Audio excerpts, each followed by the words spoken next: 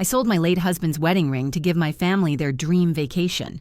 When we arrived, my granddaughter showed me her phone, and my world fell apart. In a chat called Drama-Free Vacation, my sons and their wives were laughing about how the old lady paid for everything. They wanted a free vacation. Well, they got one, right up until the moment I canceled their rooms. The polished marble floor of the Golden Palms Hotel lobby gleamed under the light of a dozen crystal chandeliers, each one bigger than the dining table in my small house. I felt a surge of pure, unadulterated joy, a feeling so potent it almost made me dizzy. For the first time in years, my whole family was together, and it was all thanks to this trip, this grand gesture I had painstakingly pieced together. My sons, Rafael and Diego, stood with their wives, Monica and Anna, while the grandchildren buzzed with an energy that was contagious. I approached the Grand Oak reception desk, my heart swelling with pride as I announced my name. "Estella Williams," I said, my voice steadier than I expected. "I have a reservation for 5 suites." The receptionist gave me a warm, professional smile and began tapping at her computer. I could feel my family behind me, a silent, looming presence. I imagined their happy, expectant faces, and it made every sacrifice worth it. The paperwork seemed to take forever, but finally the receptionist slid 5 sleek keycards across the counter. "Here you are, Mrs. Williams. Suites 301 through 305. We hope you have a wonderful stay." I turned around, beaming, ready to hand out the keys and officially begin our perfect week together, but the space behind me was empty. My smile faltered as I saw them, all of them, my children, their spouses, even the younger grandchildren, shuffling into the gilded elevator, their backs turned to me. Rafael jabbed the up button, and Monica was already laughing at something on her phone. They didn't look back, not once. The heavy gold doors slid shut, leaving me alone in the cavernous lobby, the 5 keycards feeling suddenly cold and heavy in my hand. It was as if I were a travel agent whose job was done, no longer needed for the vacation itself. A small, hesitant touch on my arm made me jump. It was Mariana, my 17-year-old granddaughter, Diego and Anna's daughter. She had stayed behind, her young face etched with a conflict that seemed too heavy for her years. She wouldn't meet my eyes. Instead, she held out her phone, her thumb hovering over the screen. "Grandma," she whispered, her voice cracking, "you need to see this." My eyes focused on the screen. It was a group chat.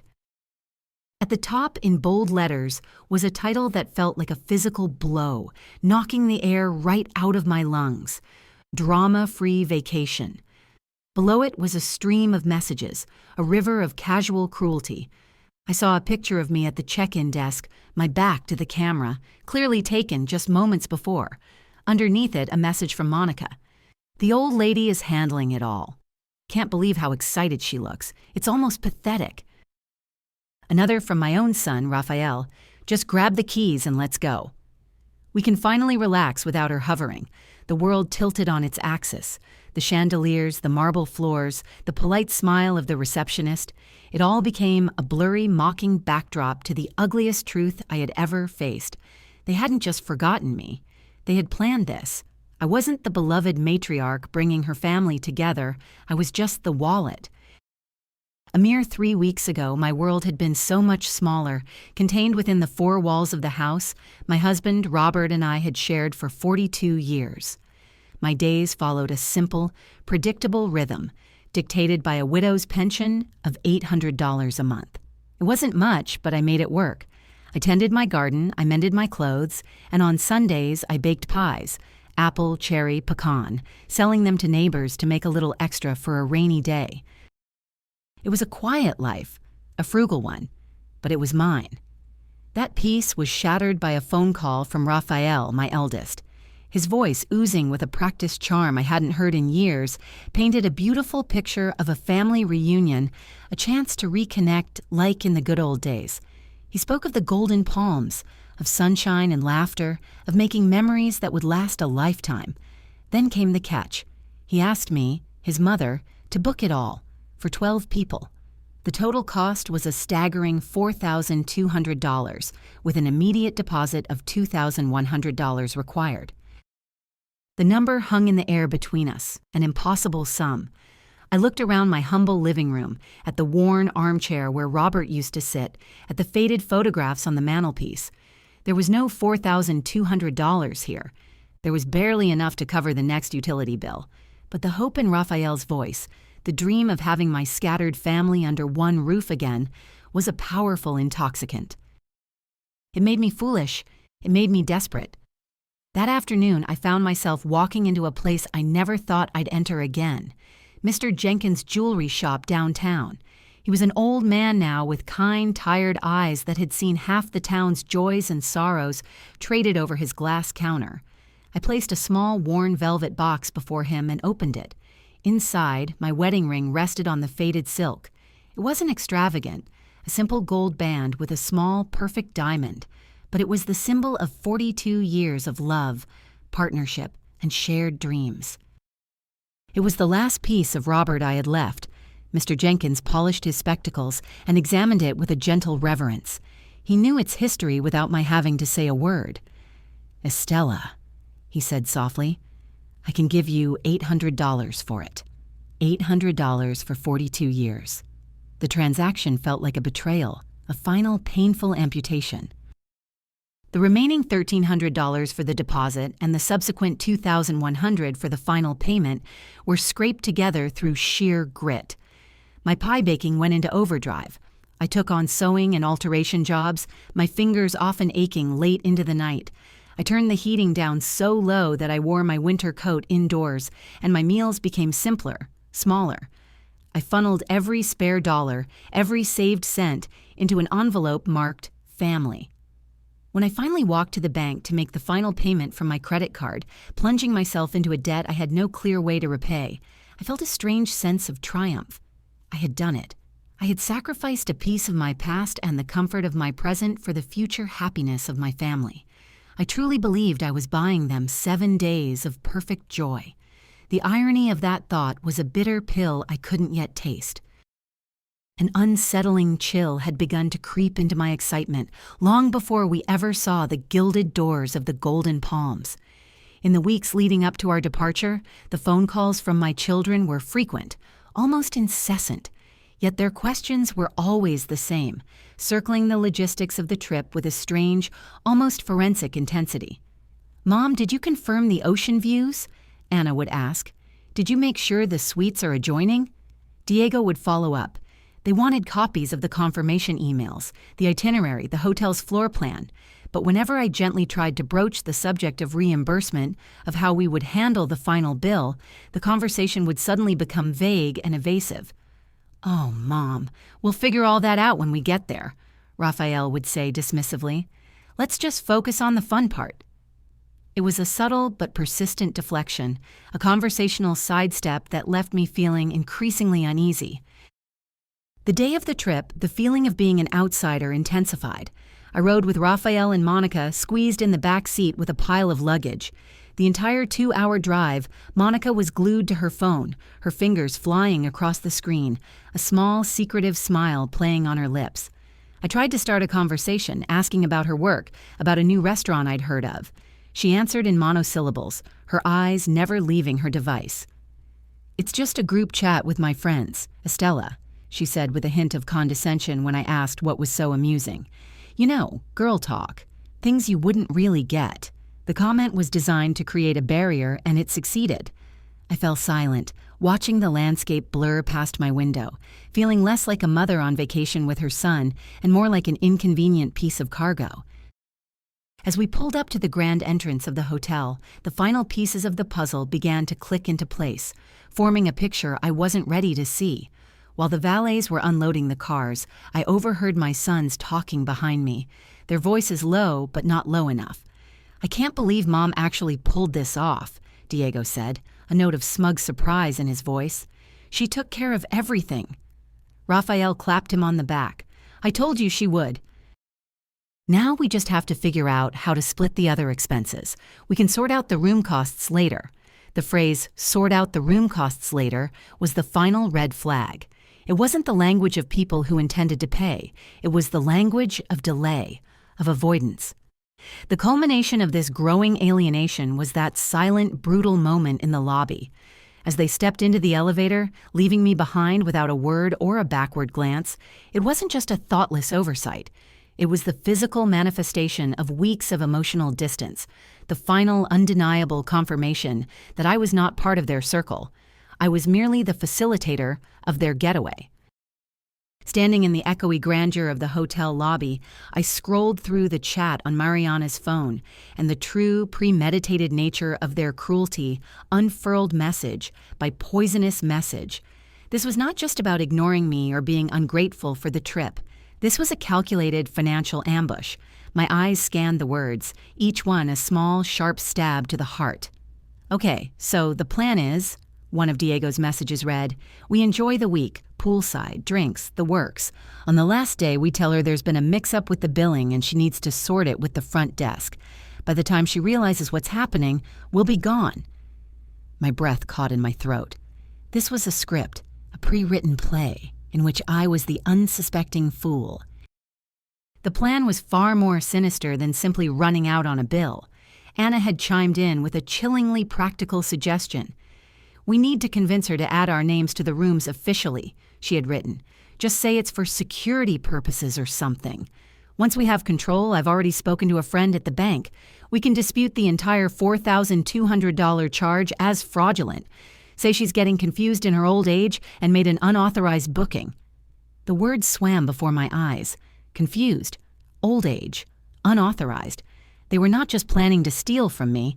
They were planning to use my age, my trust, my love for them as weapons against me, painting me as a senile old woman to absolve themselves of their debt and their conscience.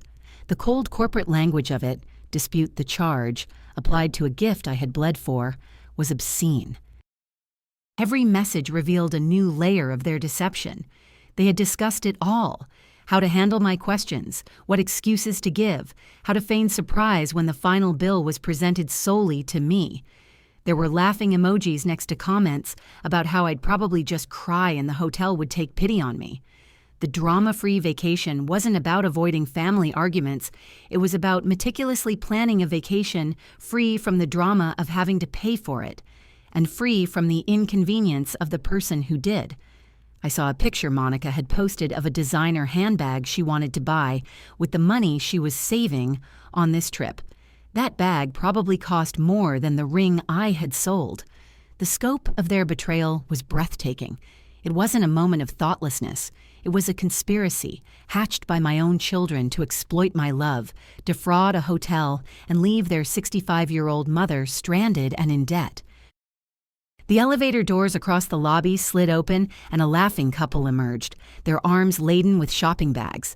The world was moving on around me, vibrant and alive, but I was frozen in place, rooted to the marble floor by the sheer weight of my discovery. The 5 keycards in my hand felt like stones, dragging me down into a cold, dark place.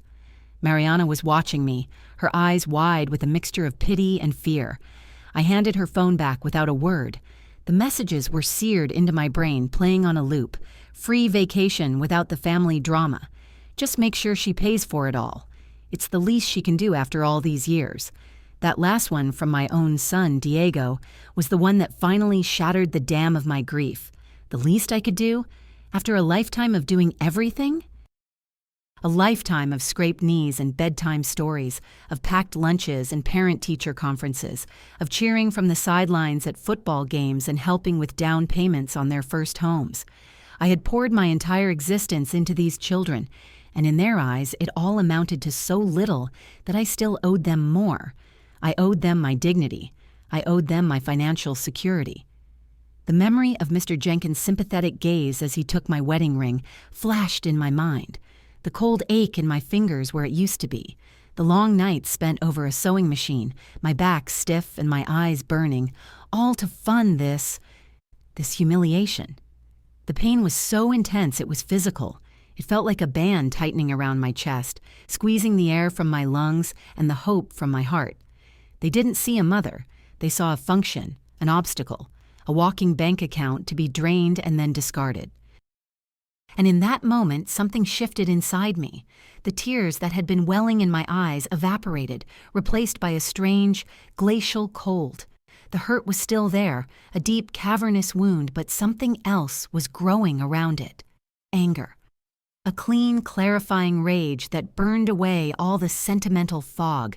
The Estella who would have retreated to her room to cry, who would have meekly accepted her fate and spent the next year paying off this monument to her own foolishness, died right there in the lobby of the Golden Palms.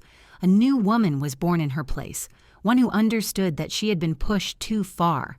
They had mistaken my kindness for weakness for the last time. I looked down at the 5 keycards in my hand, no longer symbols of a failed dream, but tools, power. They wanted a drama-free vacation. They had no idea the drama was just beginning. This newfound resolve propelled me into motion, my steps firm and purposeful as I walked back to my suite, 301. I ignored the questioning look from Mariana, giving her only a small, reassuring squeeze on the shoulder before closing the door behind me. The room was beautiful, with a balcony overlooking the sparkling blue ocean, a sight that should have filled me with peace. Instead, it fueled my fire. They would not enjoy this view at my expense. I sat on the edge of the crisp, king-sized bed and took a deep breath. My hands were still trembling slightly, but my mind was a diamond, hard and clear. I pulled out my phone and made the first call. 3 calls. That's what it would take to dismantle their entire pathetic scheme. My first call was to my bank. I navigated the automated menu with a patience I didn't feel, until finally a human voice came on the line. "Carmen, customer service. How can I help you?" I explained the situation, my voice low and steady, choosing my words with care. I didn't portray myself as a hysterical mother, but as a client reporting a serious security threat. "I have reason to believe," I said, "that members of my family may attempt to fraudulently dispute a large transaction made on my credit card. The charge is for $4,200 to the Golden Palms Hotel." I could hear the clacking of Carmen's keyboard on the other end. She asked a few security questions, which I answered calmly. "I see the charge, Mrs. Williams," she said, her tone now serious. "I am placing a permanent protective note on your account. Any attempt to dispute this specific charge will be automatically flagged and denied without your direct, verbal authorization." The note is effective immediately. A small, tight knot of anxiety in my stomach loosened. The first wall of my fortress was built. They could not touch my money. My second call was to the hotel's front desk. I asked to be put through to the general manager, and a moment later, a smooth, professional voice identified himself as Miguel Anderson. I requested a brief, private meeting in his office, citing a sensitive issue with my booking. He agreed immediately. Walking through the hotel, I felt a strange sense of empowerment. I was no longer an invisible old woman. I was a guest with a purpose. In his office, I laid out the situation with the same calm precision I'd used with the bank, omitting the raw emotion and sticking to the facts. I was the sole name on the reservation. The entire amount was paid from my personal credit card. I had evidence of a plan by other members of my party to defraud both myself and the hotel. I showed him the booking confirmation on my phone. Miguel listened intently, his expression hardening with every word. He tapped on his computer for a moment and then printed a single sheet of paper. "Mrs. Williams," he said, sliding it across his desk. "This is an official confirmation from the hotel. It states that you are the sole and exclusive owner of the booking for suites 301 through 305.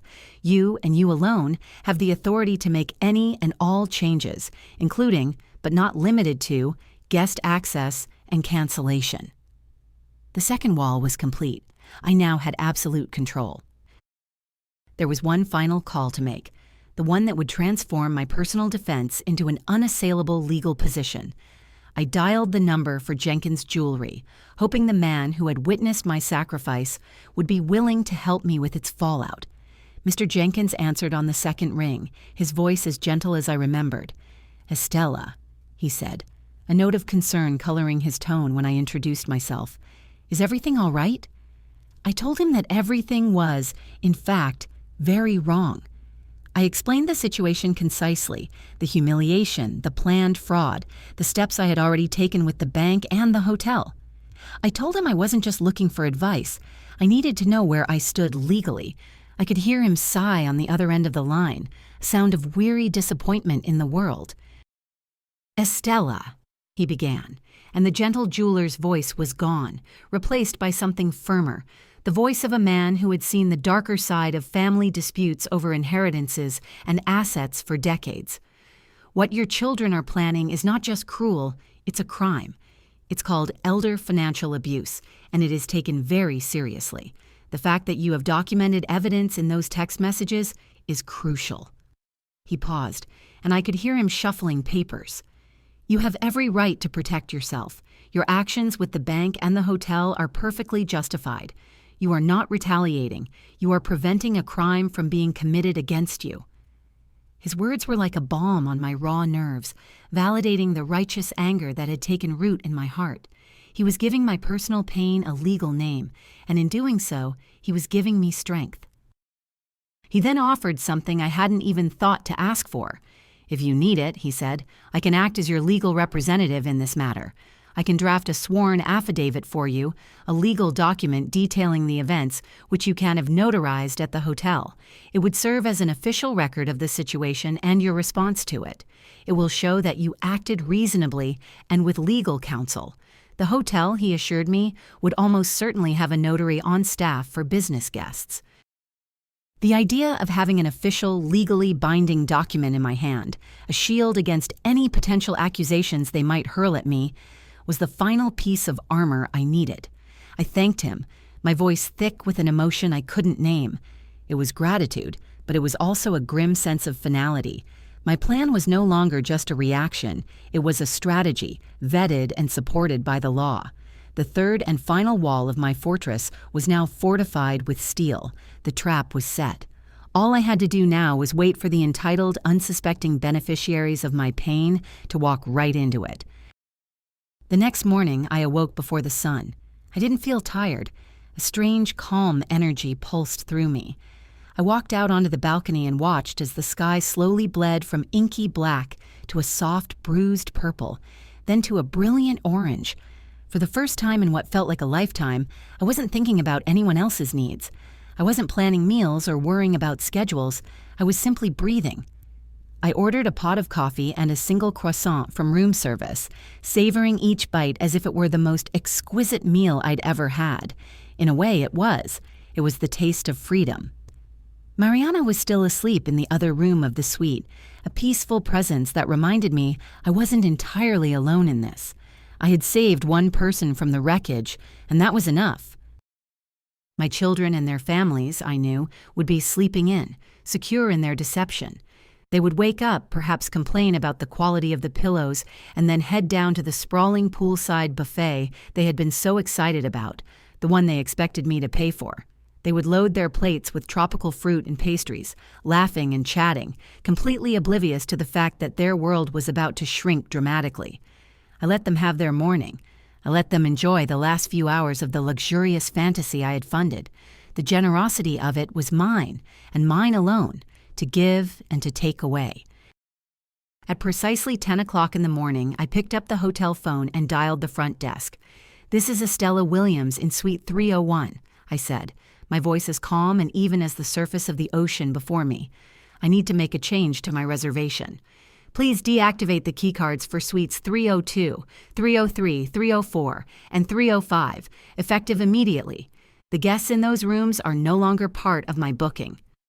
There was a brief pause on the other end, followed by the soft clicking of a keyboard. "Of course, Mrs. Williams," the receptionist replied, her tone unwavering. "The cards have been deactivated. Is there anything else I can assist you with?" I smiled, a real genuine smile. "No," I said. "That will be all for now." I hung up the phone and took a sip of my coffee. The game had begun. The sun was high in the sky, beating down on the turquoise water of the main pool. From my balcony, I had a perfect panoramic view of the scene. It was just as I had imagined. Rafael and Diego were lounging on recliners, sunglasses on, cocktails in hand. Monica and Anna were flipping through glossy magazines, occasionally showing each other a picture and laughing. They looked like the stars of a travel commercial, the very picture of carefree indulgence. They had been there for nearly 2 hours, running up a tab on drinks and snacks that they fully expected to be charged to the rooms they no longer had access to. A part of me, the old, withered part, felt a pang of sadness watching them. But then I remembered the words from their chat. The casual cruelty and the pang was replaced by a cold, hard certainty. Around noon, the first signs of trouble began. Anna was the first one to leave, probably heading back to the room to reapply sunscreen or grab a book. I watched her walk towards the hotel entrance, disappearing from my view. A few minutes later, Monica followed. I couldn't see their faces, but I could imagine the scene perfectly. The keycard sliding into the slot, the small green light refusing to appear, the subsequent jiggling of the handle, the growing frustration and confusion. Soon after, Rafael and Diego, looking annoyed, got up and headed inside as well. The poolside paradise was starting to show some cracks. Then came the phone calls. My phone, which had been silent all morning, began to buzz incessantly. Rafael, Diego, Monica, Anna. I let each call go to voicemail. Let them stew. Let them feel that first flicker of panic, the dawning realization that something was not right. Finally, I answered a call from Diego. "Mom? What the hell is going on?" he demanded, his voice tight with anger. "Our keys aren't working." "None of them." "The front desk is saying there's an issue with the booking." I feigned a mild grandmotherly confusion. "Oh dear," I said, my voice trembling ever so slightly. "That's strange. I'm in my room, and everything seems fine here. Maybe it's just a technical glitch?" "A glitch? For all 4 rooms?" he shot back, his patience clearly gone. "Can you come down to the lobby and sort this out?" "They're not listening to us." I smiled. "Of course, dear," I said sweetly. "I'll be down in a little while." I had no intention of going anywhere. Their confusion was about to turn into a full-blown crisis. The final act of their self-inflicted drama unfolded exactly as I knew it would. After another 30 minutes of my deliberate absence, their panic must have reached a fever pitch. I heard a commotion in the hallway, a cacophony of angry, entitled voices growing louder and louder. Then a thunderous pounding on my door, so forceful it seemed to shake the walls. "Mom! Open this door right now." It was Rafael, his voice stripped of all its earlier charm, now just raw, ugly rage. I took a deep breath, smoothed down my dress, and walked calmly to the door, opening it wide. All 4 of them stood there, their faces red and contorted with fury, their beach attire looking absurdly out of place in their state of high indignation. "What is the meaning of this?" Monica spat, pushing past me into the room. "The hotel staff just informed us that our rooms have been canceled. They said the owner of the reservation made the decision. That's you." Diego jabbed a finger in my direction. "This is some kind of mistake. You need to go down there and fix it. Now." They moved into my suite as if they owned it, an invading army of indignation. They didn't see a mother they had wronged. They saw a malfunctioning appliance that was disrupting their comfort. Their utter lack of self-awareness was almost comical. I let them vent, standing silently by the door as their accusations washed over me. They called me confused, incompetent, senile. They accused me of ruining their vacation, of embarrassing them in front of the entire hotel. I let the storm break, and when it finally subsided into a tense, expectant silence, I simply raised my phone. I didn't say a word. I just turned the screen towards them, displaying the screenshots of their drama-free vacation chat.